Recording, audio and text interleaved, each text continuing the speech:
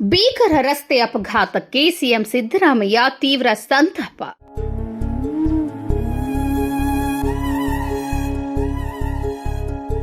ಕಣ್ಣ ಮುಚ್ಚೆ ಕಾಡೆಗೂಡೆ ಆಟ ನಮ್ಮ ಬಾಳು. ಯಾರ್ಯಾರ ಹಣೆಲ್ ಏನೇನಿದೆ ಬಲ್ಲೋರ್ ಯಾರು ಹೇಳು.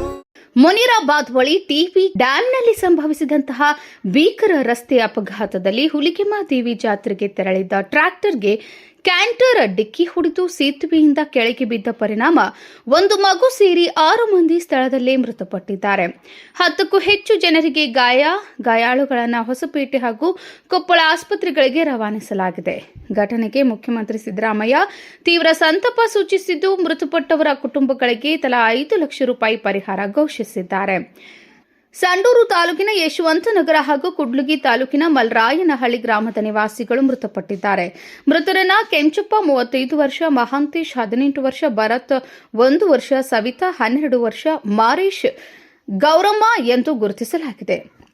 ನಿಯಂತ್ರಣ ಕಳೆದುಕೊಂಡ ಟ್ರ್ಯಾಕ್ಟರ್ ರಸ್ತೆ ಬದಿಗೆ ಉರುಳಿ ಬಿದ್ದ ಪರಿಣಾಮ ಈ ದುರ್ಘಟನೆ ನಡೆದಿದೆ. ಗುನ್ನಾಳಿ ಶ್ರೀಧರ್, ಸಮೃದ್ಧ ಕರ್ನಾಟಕ ನ್ಯೂಸ್, ಕೊಪ್ಪಳ.